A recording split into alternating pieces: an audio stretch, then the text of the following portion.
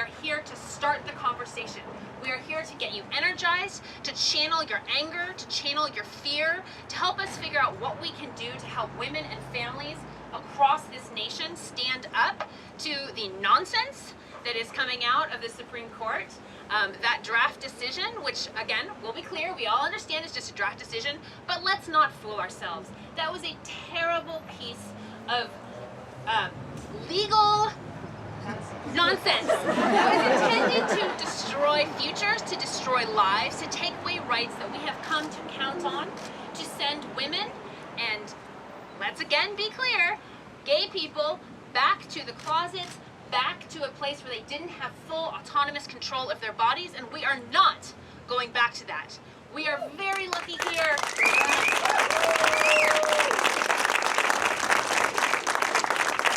We are very lucky here in Connecticut right now. Right now, our legislature and our governor has stood up for us. They have passed bills to protect our right to abortion. They have passed bills to help our families. We have paid family leave. We have a new expansion of our Medicaid laws so that women who want to have children, regardless of their documentation status, can have the prenatal and medical care that they need. This is fantastic. We are doing so well in Connecticut, right? Yeah, we're really excited, right? But all of this is at risk. I want to be clear, what this decision does is kick it back to the states for now. But it leaves open the door for a national law banning abortion. So as of January 2025, there is no guarantee that we are safe even here in Connecticut. So it is time to mobilize. This affects all of our lives here in Connecticut and everywhere else in the nation.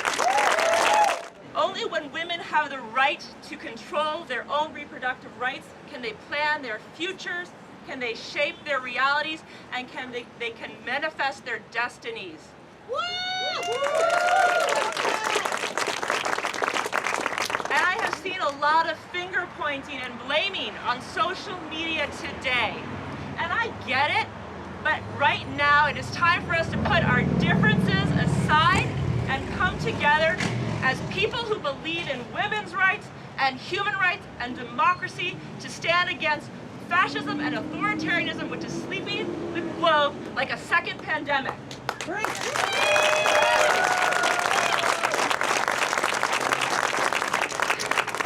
It is also past time that we place the blame exactly where it belongs, which is on a Republican Party that has been hell-bent on taking us back since the 1970s.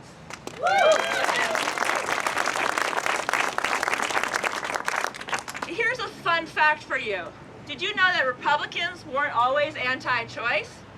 It was actually a conservative Supreme Court that passed Roe v. Wade. And in the years following it, the Republican Party made a devil's bargain with religious zealots that in exchange for their unwavering support, Republicans would eventually repeal Roe v. Wade. And it has taken them decades, but they were in it for the long haul. They got in on the ground floor. They started a grassroots thing. They came into our Board of Eds and our community organizations. They built local and state support, took control of local and state legislatures, gerrymandered districts, and took control of our government, even though they were a minority.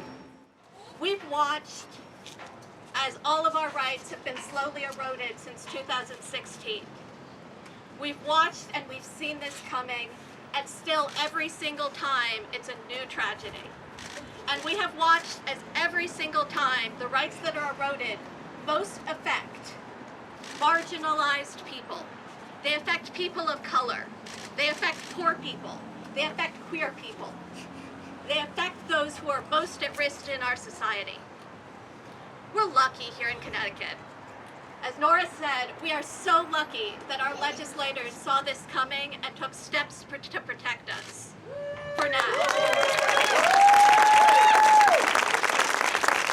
It's just passed a bill that will protect not only the right to abortion for us, but for people coming into Connecticut to get abortions from elsewhere. That is wonderful.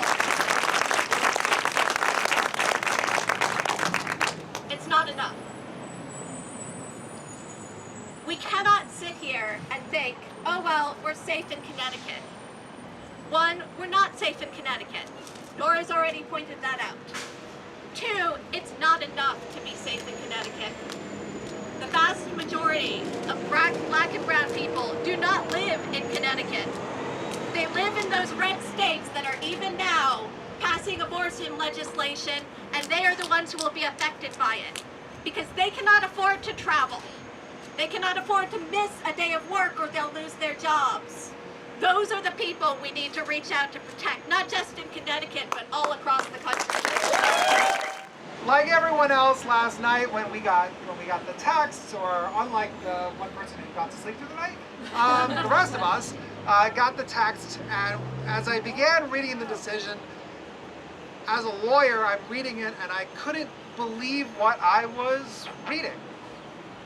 We rallied in October. We know that this could be coming. It's not like we didn't know that this could be the case, but when you read it, the crassness and cruelty with which they said that rights that we have been told are settled law, that have been decided by some of the greatest legal minds in the history of this nation, are just wrong? No, they're not wrong. And those rights included, and they cited cases, Loving versus Virginia, which is interracial marriage, Griswold versus Connecticut, which is concerning the right to obtain contraception, Obergefell versus Hodges, which is doing same-sex marriage.